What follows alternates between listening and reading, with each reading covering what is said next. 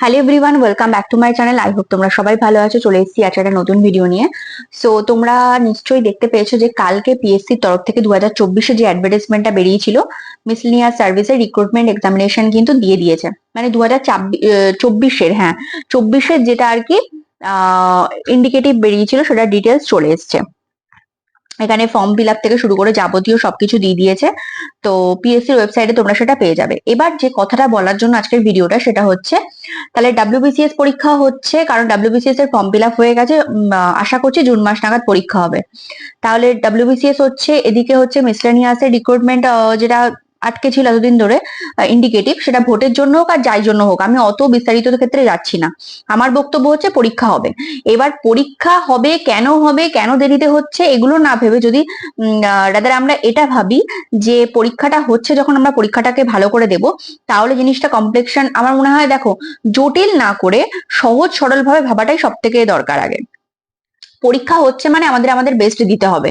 এবার 2024-এর 25-এর নোটিফিকেশন কবে আসবে আমি জানি, এই ভিডিওতে কমেন্টে অনেকেই লিখবে এর পরের পরীক্ষাটা কবে হবে, কি 26-এর কবে আসবে। দেখো, এত কিছু আমি জানি না, কারণ পিএসসির সাথে তো আমার কোনো রকম সম্পর্ক নেই, আমি বলতে পারবো না।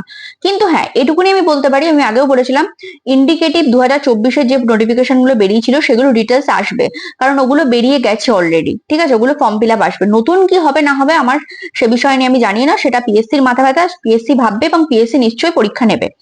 এবার আমার বক্তব্য হচ্ছে, তাহলে ডাব্লিউবিসিএস পরীক্ষা হচ্ছে, আর একটা ইন্ডিকেটিভ আমরা পেয়ে গেলাম, ডিটেলস নোটিফিকেশন বেরিয়ে গেল। এবার আমাদের কাজ হচ্ছে খুব ভালো করে প্রিপারেশনটাকে নেওয়া। কারণ পরীক্ষা যখন হচ্ছে, বারবার পরীক্ষা হবে কি কবে হবে আমি এসবের মধ্যে একদম যেতেই চাইছি না। আমার বক্তব্য হচ্ছে, যখন বেরিয়েছে তখন পরীক্ষাটা আমি ভালো করে দেব। ঠিক আছে, এইবার দেখো, এতগুলো ছেলে মেয়ের মধ্যে কেন তোমাকেই নেবে? তার তোমার মধ্যে তো বিশেষ গুণ থাকা দরকার আছে কি তুমি অন্যদের থেকে আলাদা, তাই জন্য তুমি এত, মানে যে ছেলে একটা সিটের পেছনে কয়েক হাজার ছেলে মেয়ে ছুটছে, তাহলে তাদের মধ্যে তুমি অন্যতম বলেই তোমাকে নেওয়া হবে।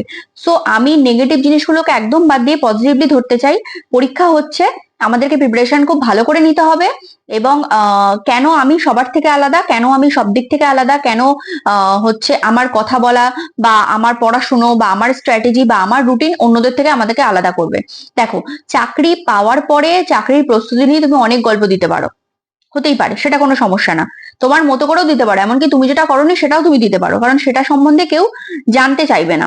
কিন্তু তার আগের থেকে মানে প্রিপারেশনটাকে এমন ভাবে নাও বা নিজেকে এমন ভাবে তৈরি করো যেন সেই জায়গা থেকে ফিরে না আসতে হয়। আচ্ছা, ডাব্লিউবিসিএস বলো, তাহলে মিসলেনিয়াস বলো, সমস্ত পরীক্ষা কিন্তু এক এক করে নোটিফিকেশন আসবে। এবার অনেকে বলবে যে ভোটটা যাতে আমরা তাদেরকে দিই, তাই জন্য হয়তো নোটিফিকেশন বেরিয়েছে বা পরীক্ষার ফর্ম ফিল আপ চলছে। দেখো, একটা কথা বলি, তুমি কাউকে না কাউকে ভোট দেবে, এবং কেউ না কেউ আমাদের আর কি এই সরকার চালাবে। তাহলে ভোট, পিএসসির সাথে সরকারের কি সম্পর্ক, বা ভোটের সাথে আমি কাকে ভোট দেবো বা তুমি কাকে ভোট দেবে, এই চক্করে না গিয়ে যদি রাদার আমরা ভালো করে পড়াশোনাটাকে করি, এবং যে পরীক্ষাগুলো সামনে আসছে, মানে আলটিমেটলি যেগুলো এক একটা করে খবর যদি আসে এবং সব পরীক্ষাগুলো হয়, তার মধ্যে যদি কোনোটাতে নিজে সিলেক্ট হও, আমার মনে হয় সেটা অনেক বেটার। তারপরেও তুমি ভোটের আলোচনা করতে পারবে, কি কে কি আমাদের কি বললো, কেন আমাদের এই মুহূর্তে ভোটের অ্যাডভার্টাইজমেন্টটা, এই চাকরির অ্যাডভার্টাইজমেন্টটা দিল, কেন এতদিন আটকে ছিল, এগুলো তো আমরা জানি কেন কি বৃত্তান্ত। সেগুলো নিয়ে বাড়তি কথা না বলে আমার বক্তব্য, এখন আমরা শুধুমাত্র চাকরির পরীক্ষার দিকে ফোকাস করি, যেহেতু এগুলো এক একটা সুযোগ। সুযোগ বারবার নাও আসতে পারে, এর পরে কি হতে পারে আমরা কিন্তু কেউ জানি না। সুতরাং সুযোগ যখন দিচ্ছে, তাহলে আমরা সেই সুযোগটাকে কাজে লাগাবো। এটা হচ্ছে আমার বক্তব্য, পার্সোনালি আমার বক্তব্য। আমার সাথে তোমার মিল না হতেও পারে, আমি বারবার বলেছি, আমার সাথে যে সবসময় তোমাদের মতের মিল হবে এর কোনো মানে কোনো কথা নেই। ঠিক আছে, সেটা নাও হতে পারে। তো এটা হচ্ছে আমার বক্তব্য।